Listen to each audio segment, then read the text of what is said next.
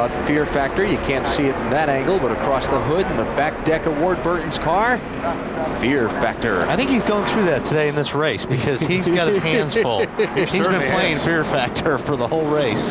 Back in 36th spot, Billy Engel and some of the crew, and about a dozen crews of the NASCAR folks came and did some Hollywood this week. Yeah, I went and taped a game show. Yep. Elliott Sadler among them, the race leader.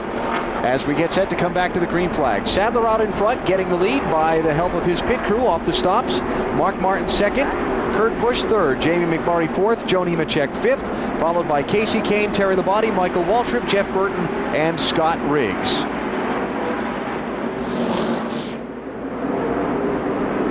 Here we go. See the 21 car. Rudd down on the bottom, hoping he can get in front of the 38. Ricky Rudd a couple of laps down in that 21 car. Remember, he had the flat tire under green earlier. Mark, easy. Yeah, he pinched him a little bit. Kurt Busch rim ride. It's going to cost him a spot. McMurray underneath. Now McMurray 3 wide with the lap car. And Nemechek, who does he follow? He chooses a 97. I think that was a wise choice. I don't think he could have pulled off the pass on Ricky by the time I got to turn 3. I think we're seeing the same thing on Mark's car, the 6 car again. He doesn't run.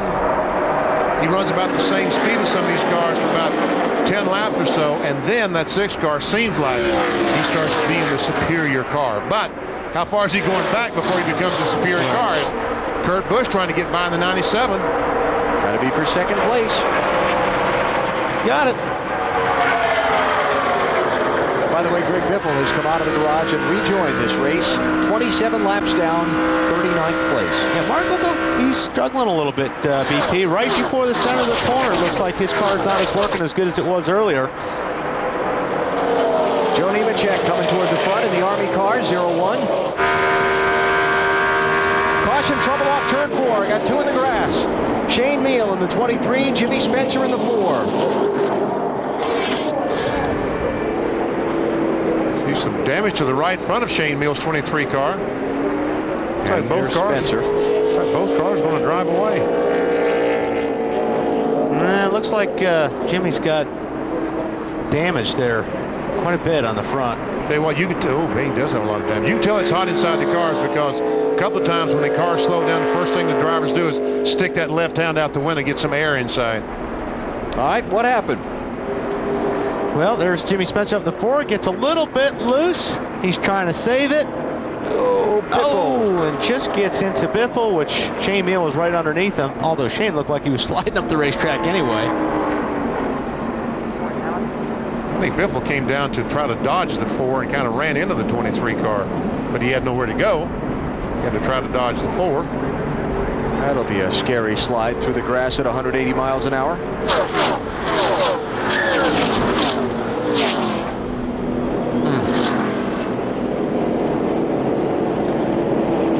Shane Meal, the 24-year-old son of Dale Earnhardt Incorporated Technical Director Steve Meal. Right in front of you there. Yep. Clear high. That's right in front of you. That is fear factor for sure. He's been playing that all day. Okay, here's Shane Meal's car, isn't it? Yeah. Boy, these rookies are getting quite an experience today. Yeah, J.J. Yaley and Shane Meal. I can't believe I didn't hit anything as he tries to catch his breath. Caution out, 6th time here at the California Speedway.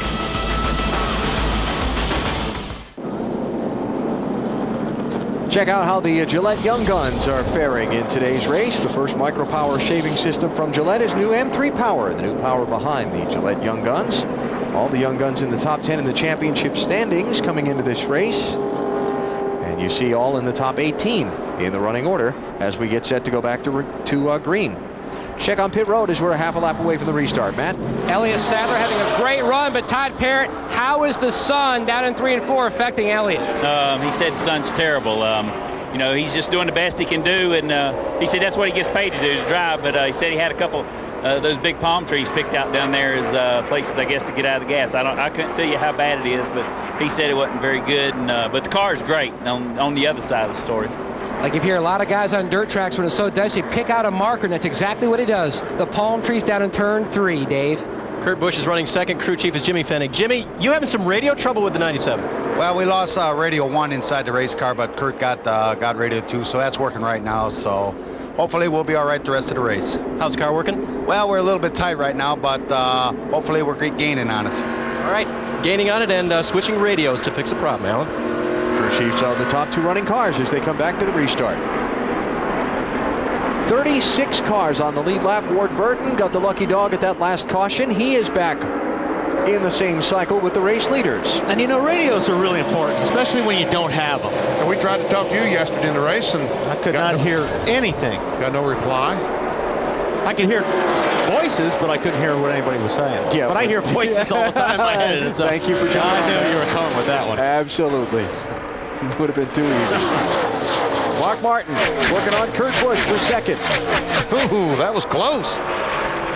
And here's, like, getting back to the radio thing, this is where it's really important because the drivers can't see getting into turn 3, and they're really relying on their spotters a whole bunch here. Whoa, look at that run around the outside for Casey Kane. We've seen Casey Kane do that so many times in that 9 car. He just flies around the top. Up to 3rd place. Seeking his first NASCAR Nextel Cup Series win, seeking a spot in the chase for the Nextel Cup. Trying to get into that top 10 by the end of the Richmond race next Saturday night. New leader up top. Here's the race for the chase. Jimmy Johnson has taken over that lead by 17. And Casey Kane going for 2nd spot. Check Newman it out. Back in. Newman is in 8th, Mark Martin in 9th, and Casey Kane is 10th. And here we go. A couple of guys out. Harvick out. Bobby Labonte out. Mayfield. still only 73 points all the way back to 15th place. Very close. From 10th. And a long way to go in this race. Not quite to halfway. Just 3 laps from the midway point. Elliott Sadler, the leader, being pressured by Casey Kane and Kurt Busch, with Mark Martin lurking in the shadows. Casey Kane gets that outside groove, gets it working the way that it did at Michigan. Like that? Yeah, like that. Man. That'll be the first time today Casey Kane has led. I'm just going to ask if he had led the race and got his 5 bonus points today, and the obvious answer is no. We'll be in about, quarter mile. So 5 bonus points there toward the championship for Casey Kane, the 11th place driver coming into the race, only 26 points out of 10th. You know, Jeremy Mayfield, the teammate to Casey Kane, the 19 car, remember how well he ran early in the race? They made that first pit stop, and he hasn't been heard from since. I looked on the monitor, he's back in 21st position. Just can't work his way back to the front. I think that sun is getting down there far enough where it's not as bad as it was about 15 or 20 minutes ago. Getting behind some of the billboards and that kind of thing. Davo, you got something for us? Just talking about the 19 BP, you wonder where he went. Jeremy Mayfield has been having all kinds of trouble with that race car, sliding all over, loose on the rear and loose on the front. They've really been having trouble finding it, and that's such the opposite of what they expected. Talked to him for a long time in the trailer this morning, and he thought sure he'd be able to equal his 2000 performance here, which was a win.